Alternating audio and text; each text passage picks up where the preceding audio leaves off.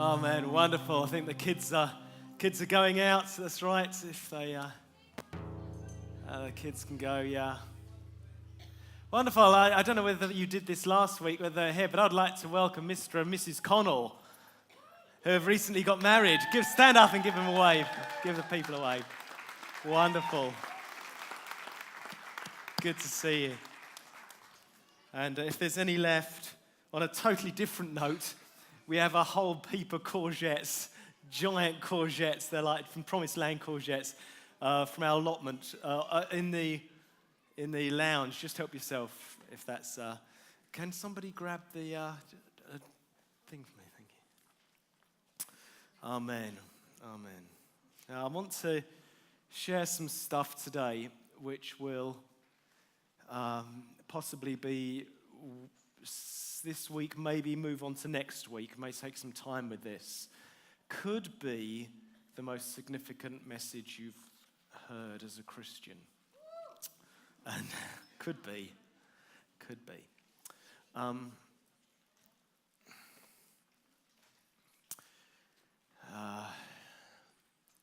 believe that in certain messages have the ability to crack open the doors of perception for us and cause us to see things differently. And one of the greatest things that has to happen to us as Christians is that our mind's renewed, that we've lived a certain way and had a certain perception of everything all our life, and then the doors are broken open and we see things differently. Those of you going to university will have these moments. I remember the moment I realized that the sky, why the sky was blue, that it wasn't because of paint. You start seeing the world a little bit differently. I really enjoyed, although I wasn't very good at physics, because I wasn't very good at the maths involved, but I loved the conceptual stuff, how they would change our thinking about life, the universe, and everything with a single statement. And I want to do that today. So I really want to ask you to pay attention. If you come along and you just sort of daydream the next 45 minutes, then we'll get to the end of this and you'll be none the wiser. You'd have got some information. You'll forget it by the morning. No change. This could change everything. Everything. Because this is about how we perceive reality. It's about the nature of reality. And when we crack open the nature of reality, we understand who we are. And I've been touching on this now for a while, sort of softening up the ground really to be able to start bringing some of this stuff. When we were away on holiday, we were collecting beech nuts. Beech nuts. I don't know if you've ever eaten beech nuts, but beech nuts, the beech trees are just right now, they're producing these things called nuts, and you probably wouldn't know, they look like tiny little conkers. And you collect them up, and to try and get the nut out of them is really quite difficult. But if you just take them and you put them in a warm, dry place and just leave them overnight, this is just ringing a little bit here, this sound. They'll just crack open and the nuts will fall out. And it's a little bit like that, the revelation, some of this stuff I want to talk about this morning, some stuff you've been trying to break open for so long, sort of get your fingernails in and open this, and it hasn't been opening for you.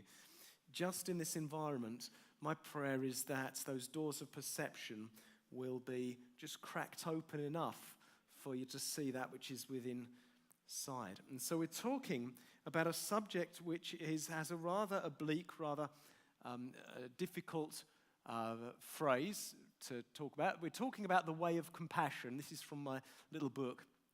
But we're talking about the principle of non-discrimination. And this is probably the single most difficult concept for us to get our head around as Christians, because it requires an entire reprogramming of the way we have always thought, particularly for those of us in the West. The Eastern churches find this much easier, but in the West, we've been programmed to think a certain way, and that's closed us off to some of this stuff.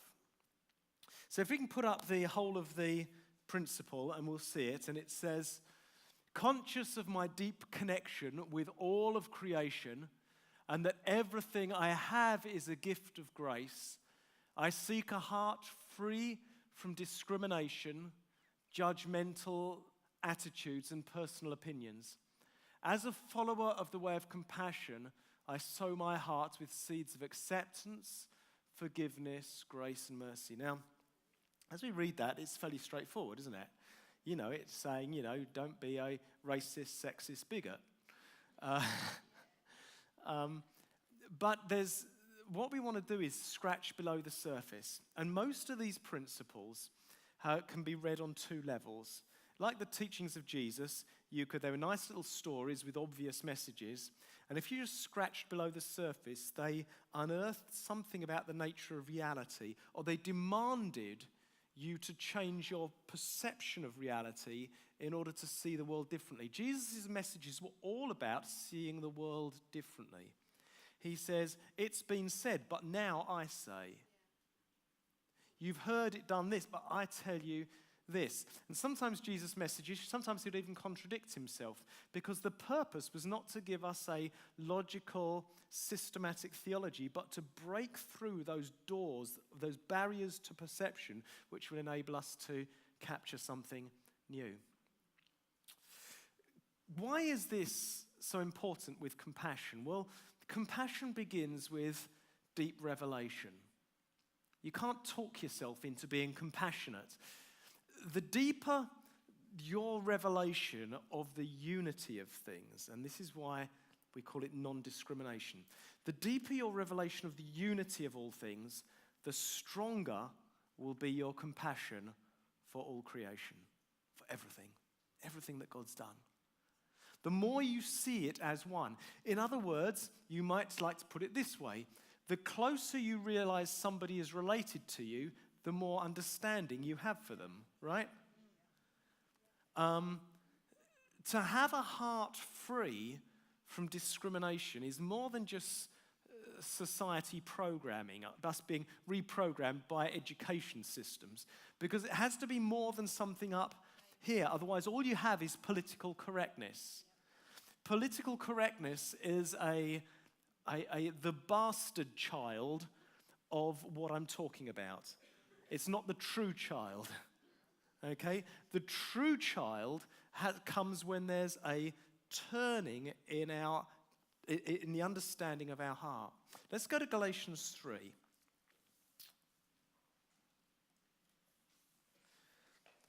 When I put this up, first of all, this principle of non-discrimination, I thought people really are going to have trouble with this. And then where's Steve? Steve Nolan wandered by, and Steve's got 3 or 4 pet phrases, and one of them is, "It is what it is."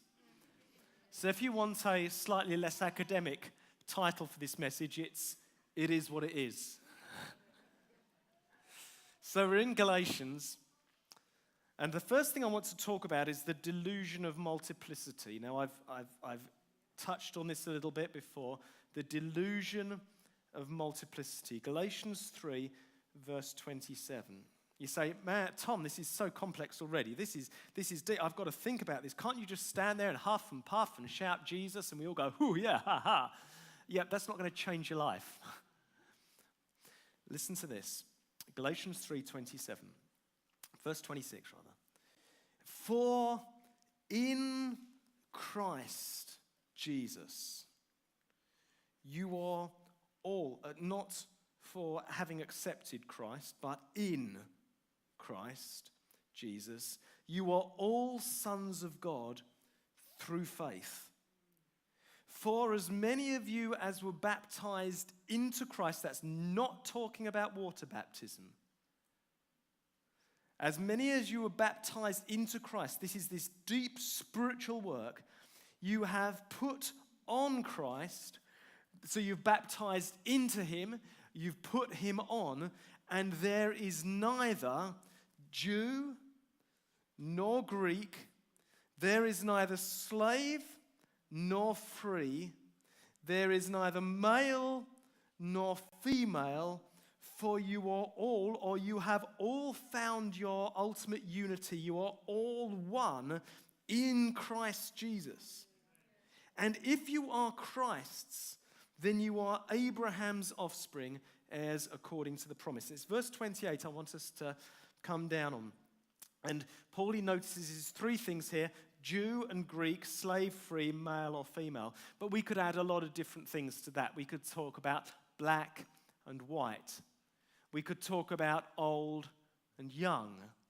We could talk about rich and poor.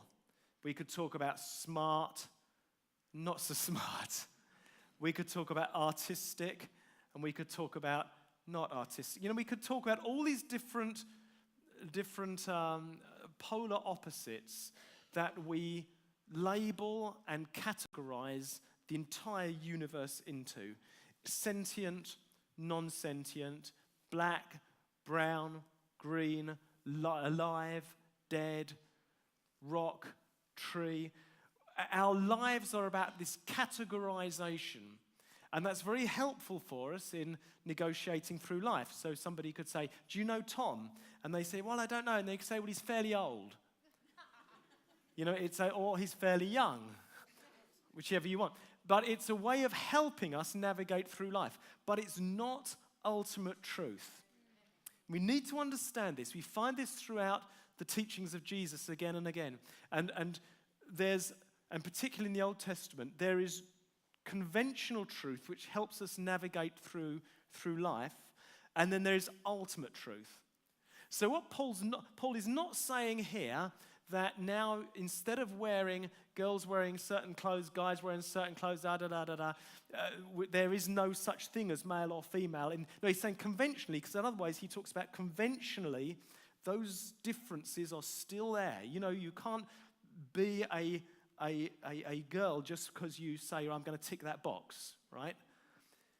But ultimately, in the ultimate view of things, everything comes to oneness. Everything comes to unity. There is no male or female.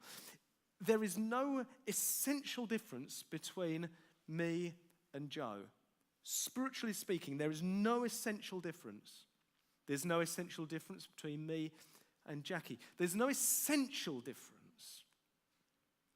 Now, we get confused because we spend our life growing up seeing the outside, the appearance of things. And here we're going to push through that and see something a bit different. To discriminate means to see this or that. So as you came down the road, you saw some traffic lights on your drive in. And the lights may have been red or amber or green. And your discriminating mind looked at that and said, yes, I discriminate between all the colours and I see it's red, therefore I must stop. Now that's an important conventional thing to do, right? But in the ultimate reality, any scientist will tell you that red, amber, and green are purely subjective in the eye of the beholder. The ultimate reality is something entirely different, which you and I can't see. So we see this and that. We see black and white, rich and poor, but it goes further than that. It goes further than that. Do you remember in The Matrix? And I think it was Morpheus. He says, "You come with me and let's see how deep this rabbit hole goes." And so today we're going to take a little bit of an exploration and see just how deep this rabbit hole goes. Because when we think and open our eyes properly, we start realizing that there's not just any black or white, but there is no me or you. There is no subject and there is no object. And that the perennial delusion of most Western civilization is that I am here and you are there. I am here and you are there. The perennial delusion. It helps us navigate life, but it doesn't help us navigate ultimate reality. Both spiritually and according to physics, this is not ultimate reality either. For instance, if I look at myself, I mentioned this a couple of weeks ago, if I was to look at myself under a very powerful microscope, I would find that which I think as being Tom is just a bunch of energy, really whizzing around. you've got atoms and little. If you've done physics at school, you've got protons and electrons and all sorts of stuff all whizzing around. But most of it's space. And if you examine yourself carefully like that, you'll find that that which appears to be solid is actually spacious. Spacious. You'll find that that which is the demarcation line between me and space actually isn't a solid demarcation line at all. It's spacious. There's space. There's an interpenetration between this and that everything connects up to everything else. And quantum physics is really investigating this right now. We're starting to see, for instance, in our cells of our body, over half the cells in your body are not even human cells. Now, you might look at your teenager and say, well, that makes sense now. You might look at your parents and think that makes a lot of sense. But the fact is over half the cells in your body are bacteria or along for the ride. They're good bacteria and bad bacteria and all sorts of things. But those cells are not even human cells. So what we start asking the question, what actually am I? What is a human being? How do I label this thing which, if I examine it at a subatomic level, is just this mass of energy? How do I find me? What am I? And we find that which I think is me is just this aggregate of a lot of other things. So if I was to doing this piece of paper here, and I would say, what is it? You'd say it's a piece of paper. I say, but it's a cloud. You say, no, it's not. It's a piece of paper. I say, yeah, no, it's a cloud because there's water in this paper. If I took the water out of this paper, what would happen to this piece of paper? It would cease to exist, right? Because paper's made up largely of water. So if you look with the eyes of understanding, you see that there's a cloud in this as well. It's the water came from. You see there's a tree in here. You say it's not, it's paper. No, there's a tree in here. You can see with the eyes of understanding. So can you see how conventional understanding has to break down in the force of ultimate truth? So there you see a tree in here. But if I look with the eyes of understanding, I can see the logger in here who felled the tree. Because if that logger hadn't lived, what would happen to this bit of paper? Cease to exist. Can I see by faith the logger's great-great-grandfather in this tree, in this piece of paper as well? You see, everything we think of as existing on its own and having an independent reality is just part of the equation of a universe which interpenetrates and interlinks and leans on itself. We used to say at school, how long is a piece of string? The answer is nothing if you cut two ends off. Huh? Yes. You take left out of the equation, right ceases to be. The whole of the universe on a physics level relies on everything else to exist. And in quantum physics now, they're saying that actually subject and object need each other to be. You cannot have object without subject because they interpenetrate, they lean on each other for their very being. And this is causing us to rewrite physics books at the rate of knots right now. So we find that we ourselves are this aggregate, this collection of stuff that's come together. 50% cells from all over the place. We've got water in us. So can I see a cloud in me? When I look at my face in the mirror, I see 80% of me is water. Well, where did that come from? It came from can I see the water in me? Can I see the cloud in me? Can I see that I share everything else with you? And with everything else that's created in a physical level in the universe. So as it is in the physical, the scripture says, so it is in the spiritual. The physical is a picture of the spiritual. If I am just this aggregate that's come together of stuff, which when I die will go ashes to ashes, dust to dust, it will break apart again, we start seeing this appearance of duality collapsing and we start seeing a truth starting to push through in the background, the truth of unity. Now, I've spent a lot of time over the last few weeks talking about ego and how this works. Because if I'm not this body, and we say it as Christians, I'm not this body, right? I say, if I see Stephen driving his car, I say, oh, look, and he's driving towards me, I say, look, here comes Stephen. Now, Stephen is inside the car. But when I see him driving his car, I say it's Stephen. So now I see him and I look, there's Stephen. But that's not Steve. That's Steve's body, right? Steve is something else. Otherwise, all Steve is a bunch of atoms and a bunch of this and a bunch of that and a whole load of bacteria and stuff. So we must be more than this. Surely there must be more to life than this. And so when we are born, at that moment that we're born, and God breathes spirit, his life into us, so also is born, I'm going to take you to the scripture in a moment, the ego. This ego identity, this I, not the I that God gives us, the spirit life, but this other life is born. And as my brain starts developing, pediatric psychologists will tell you this, as the brain starts developing, it starts classifying, it starts dividing and subdividing and labeling mother, not mother, light, dark, funny thing. Oh, hand. My hand. And so the ego is built on this idea of mine and other, self and other. So as the ego develops and the stronger it develops, the more we discriminate between things. You notice kids don't think about black and white, do they? They don't have that discrimination. They have to be taught that by saying, no, that is a black person. No, that is a white person. We don't play with them.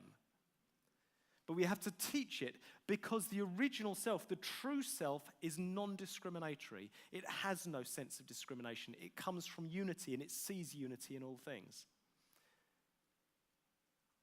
And as we grow up, so we inherit from our society and from the things, the way our brain works, this idea of self and other, black, white, and so on. We start discriminating, and ego starts being built. I like Marmite, I don't like Marmite. If you give me Marmite, my ego is going to freak out and scream and throw my stuff off the high chair. What is that? That's my ego saying, making distinctions. I don't want to go to bed yet. Right? The rise of the ego.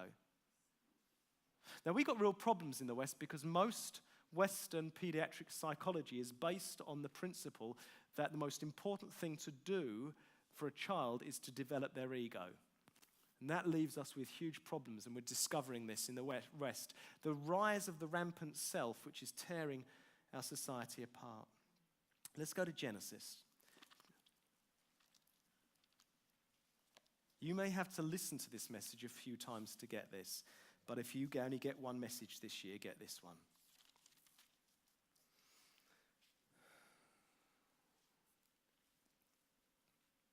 So God, verse 7, chapter 2, so God formed the man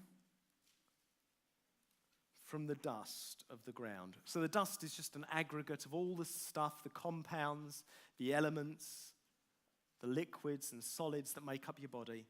God formed man from the dust from the ground, that's the body, and breathed into his nostrils the breath of life, the ruach, spirit or wind or breath, ruach of life. And the man became a living soul. The word there is soul, nephesh. And so here we see body created. We see life, this principle, this breath of life coming in directly from God. And the connection of those two causes this thing to rise, which we call soul, which we could also call ego. It's this rise of this identity, this personal identity.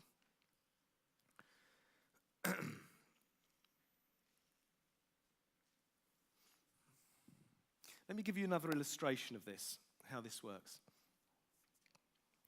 No, let me take you on one more step, first of all. I don't know whether your children have ever asked you about animals. Do animals go to heaven?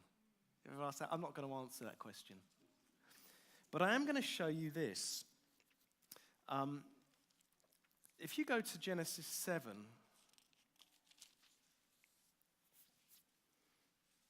because when I asked my pastor this, he didn't have the answer, but the person who did speak to me about it said, well, no, animals, they have no souls. Everything's just automated. They're just like robots. They just react to you according to programming and stuff like that. And if you've ever had a dog, you know that's not true. We were out on the moors in, where was it? Dartmoor. And we were up in, Dartmoor, yeah. And the ponies were up there. You know, God, wonderful, these wild ponies, absolutely amazing. They're everywhere. You have to keep stopping the car because they don't know they're not meant to be on the road. And so they just stand there and look at you. And so you stop the car. And we were walking around up there and we saw this pony lying on the ground. And it was a girl, and she was just lying there with a couple of others. That she had no young or anything. And I saw her lying there, and I had this sudden feeling I wanted to have a moment, you know, with the pony. And so I went down and I laid down next to it like this. And the pony's lying there and its face is here and my face is here. And I'm looking at it in the eyes and it's looking at me. And I go, how are you? Hello, hello. And it's looking at me and it goes, and then I nuzzle the ground like this. And it starts nuzzling the ground like this. And it's copying me and everything I do, it's doing. And so I thought, I wonder how far we could go with this. So I went, and blow me down, that pony rolled on its back, waved its legs around, and just that real moment, and I think John Watson got a photo of it, just at that moment, we're having a moment there. Look at this. Where we were, chapter 7, verse, 15. And this is Noah. He's calling the animals onto the ark. Verse 14, and every beast according to its kind, and livestock according to its kind, and every creeping thing, that even the creeps were there, according to its kind, and every bird according to its kind, and every winged creature went onto the ark with Noah, 2 by 2, all of flesh, in which there was the breath of life. That word flesh is exactly the same word used in Genesis 2:7, where it says, God formed man of the dust, in which is made of dust. So you are made of exactly the same stuff as the animals and everything else in the universe, to be honest. And verse 15, 2 and 2 of all flesh, in which there was the ruach of life. Oh, go back to Genesis 2:7. God made man from the dust of the ground and breathed into him the ruach of life. Tell me where there's a difference. That changes things, doesn't it? So now we understand the life of animals. In that it's the same ruach. It's the same breath in you as the same breath that makes a dog alive and makes everything else in the universe alive. It's the same breath. The Greek philosophers knew this. They didn't use the word ruach, they used the word logos, which is why in John's gospel he says it's the logos that brings everything to life. Just using a different picture for a different group of people. So when that ruach comes into a dog, it creates a dog's life. Because out of that comes this soul, this ego, this life that's largely held here in the mind. So it's the same ruach, the same breath, but given a dog's faculties, its mental faculties and everything, when that breath of God encounters that physiology that we call dog, it creates dog life, right? When the ruach enters into a bird, into a robin, and integrates with that robin life, the physicality and the mentality and the brain capacity of a robin, it creates robin life. When the ruach comes into a human being, into you with your physicality and your mental capacities, it creates human life. When that ruach comes into somebody who is perhaps physically or mentally disabled in some way, it creates exactly the same life, but within that capacity. You see, the life is the same life. It's not a different life in you as a different life in somebody who is mentally impaired or struggles in some way, or between. The life is the same life. It's the same life. That's why I could have that moment with the horse. It's life connecting with life. Now, I can't talk to the horse. The horse can't talk to me because our ego identities have arisen differently. But life recognizes life. Some scales are falling from people's eyes right now. I can see it. There's that sense of, oh, yeah, right, now I get that. Oh, yeah. Now, let me take you one step further here. When God put life into you, how did he do it? He breathed. And you went, you breathed in. Now, that which is your physical life, I'm not even off my first point yet. That which is your physical life, okay, is not permanent. We know that. But it's not even the same as it was yesterday. Your body, every 7 years or so, is entirely renewed. Right now, cells of your body are sloughing off you and going into death at the rate of knots. Your body is dying. And are being replaced by new cells. So that's cool, isn't it? Except new cells, if your old cells had wrinkles, your new cells now have wrinkles. That sucks, doesn't it? But you are not the same person as you were 7 years ago. There is nothing about you. Every single organ, every single cell in your body has been replaced and renewed. It's like having a car. Back to Steve's car. You know, he drives a car. It's a classic car. He likes that car. It's getting a bit old. You know, the bumper's fallen off, so he replaces it. The doors are rusty. He replaces it. The seats have got splits in. He replaces it. And a little bit later on, he's still driving the same car, but it's a new car. It's like Trigger's broom, isn't it? You know, Fools and Horses, Trigger, he says, I've had this broom for 12 years. And they say, really? He says, same broom. Really? He says, yeah. He said, I've had 4 new handles and 3 new heads. Same broom. You see, so I look at Mike and I think, it's the same Mike I knew 20 years ago. Physically, it's not the same Mike. He's entirely renewed. Now, as it is in the physical, so it is in the spiritual. And we start understanding how this works. When God puts your spirit within you, breathes it in, it's not a one-time thing. He breathes in and goes, and you go, but you have to hold your breath for the rest of your life, because if I go, I'm going to lose my spirit. Just like your body is constantly being renewed and going off into death, so your spirit is being breathed out by God into you. You're breathing in, you're breathing out, you're breathing in. See, everything in creation teaches us this. If you just take 5 minutes and look at creation, you'll start understanding the world, the spiritual world. What happens with the trees? We breathe out, the trees breathe in, the trees breathe out, we breathe in. Same oxygen, same part. The trees are 50% of your breathing system is hanging on the trees right now. You are connected. Let me give you another picture of this. A wave going from one side of the ocean to the other side of the ocean. Can you imagine this? Not a wave on a beach, but a big wave just moving slowly and, majestically across the ocean. Now the wave rises. Imagine this is your being.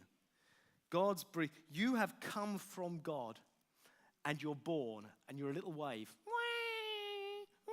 The little wave starts rising up and starts looking around. Look, check me out. Woo! Look at me. I'm a teenage wave. Come on. I'm just a teenage wave, baby. Then this wave becomes a young adult. And now, it gets its first car. And this wave is, look at me, look at my foam. Check out the foam. Woo! I got the hair. Look at the hair. I've got a bit of foam here. Check it out. Check me out. I am the wave. I'm the wave. And you're used to being this ego identity of the wave, and you forget you're not the wave. You're the ocean. You forget what you are. You forget where you've come from. Now, here's the thing. As the wave progresses, liquid dynamics works this way, that it's not this same body of water that's moving across the top of the ocean like this. It's not shunting water from one part of the ocean to the other. What's actually happening is, as the wave moves, water is going up into that wave and then being sucked out of that wave. So it's coming in and it's going out. And that flowing of water into the wave and out of the wave is what pushes the wave forward and makes surfing possible, right? Now, do you see how this operates in the human spirit?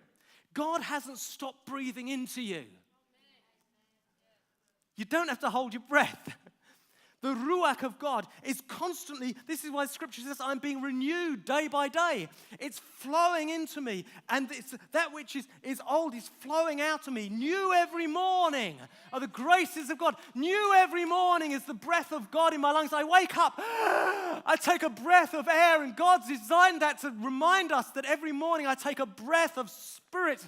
My spirit, man, I'm breathing in, I'm breathing out, and it's that movement of the Spirit of God entering in that pushes, propels me forward. And as I propel forward, so as a wave, I rise up and I go, look at me, check me out, I am such a wave. Now, if I take that wave out of the ocean and put it on the sidewalk, on the pavement, what's going to happen to it? And that's what's happened to us because of sin. We've been cut off from that which gives us our power, that which gives us our life force. Now, this wave is going on. It gets halfway across the ocean. You know, it's about 40, 45 years old. And it's kind of check me out. And then it starts noticing bits start falling off. You know, all of a sudden, this wave ain't so clever anymore. This wave is now, you know, it has little wobbly bits at the edges. And it starts thinking, oh, I don't know what's happening here. I don't seem to have the strength I used to have. I don't have the power I used to have. What's going on here? And it starts checking itself out. And it starts realizing it's diminishing. That which was increase here is now being diminishing. That which was an increase of the aggregate is now letting go of the aggregate here. I'm now letting all this go. And the wave starts getting smaller. It goes, oh no! No, look, I'm getting smaller. I need to buy a sports car.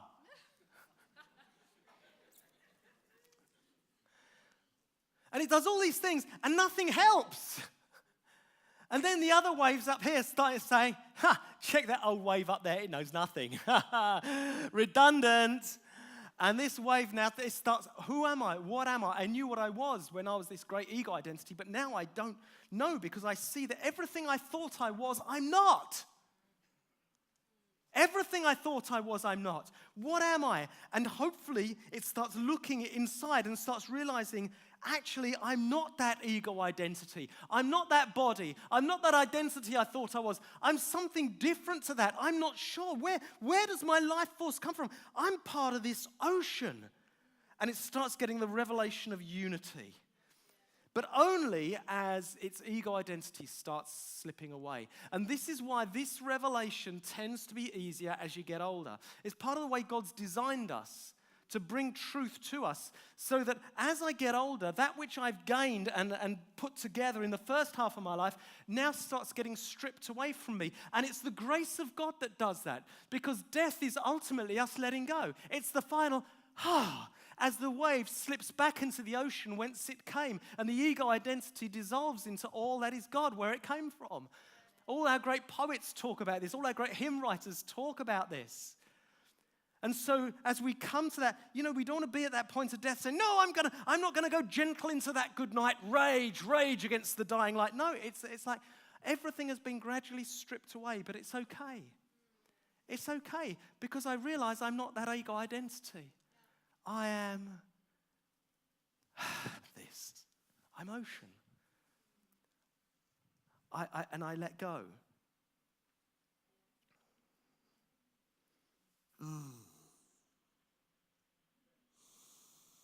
Do you get it? Do you get it? I no longer have to hold on to this. I no longer have to be anything because I'm nothing anyway. I came from him. I'm going back to him. Every breath I take comes from him. It's the power that moves me forward. And when eventually this physical flesh starts failing and the eyes are dim, I cannot see, I haven't got my specs with me, and we can start saying, but I'm so much more. I'm so much more than this.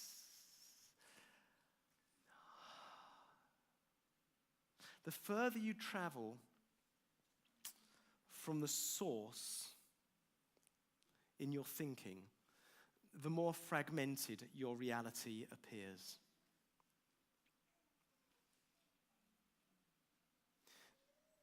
Our preferences for particular fragments then drives our suffering. So, I've decided at some point back here that I don't like Marmite. Somebody now feeds me Marmite. That causes me suffering, right? The reason you don't like Marmite is probably more to do with your parents who said to you, "Oh, Marmite, oh no," or something like that.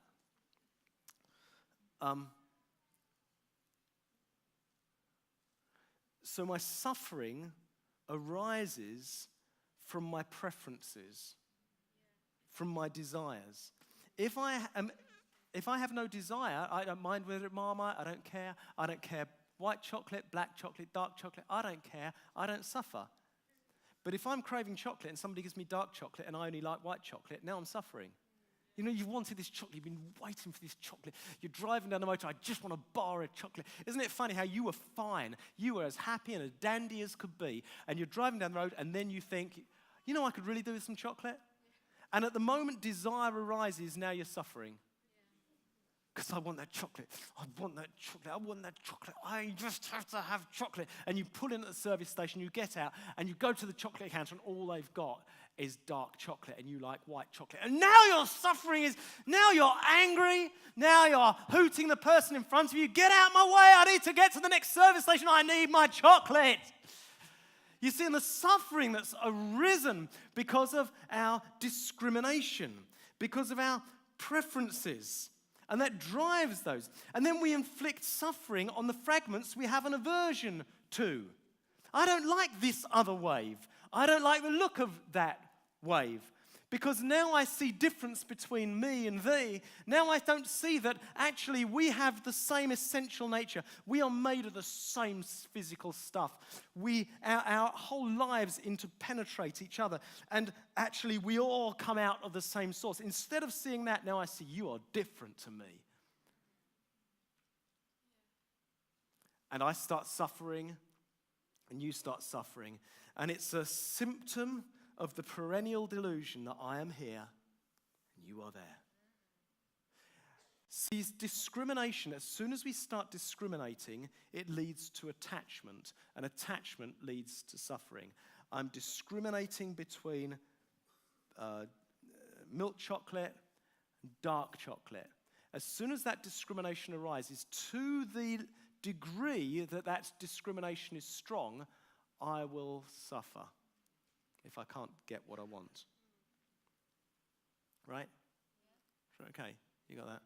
So it creates attachment. Now, I'll close with this. We'll finish with this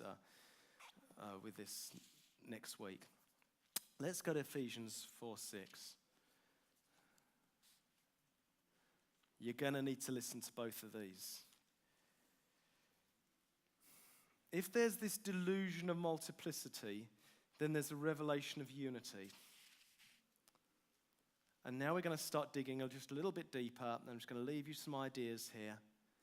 Next week, we're going to look at how we use this knowledge to cut our chains. Ephesians 4, verse 3. Be eager to maintain the unity of the Spirit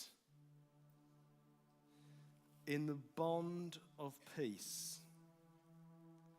For there is one body. See, Paul's got this. There's one body.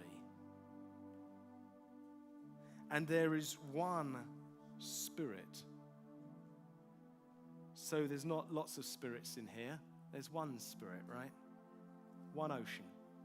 Just as you were called to one hope that belongs to your call, one Lord, one faith, one baptism, one God, look at this, and Father of all, who is over all, through all, and in all.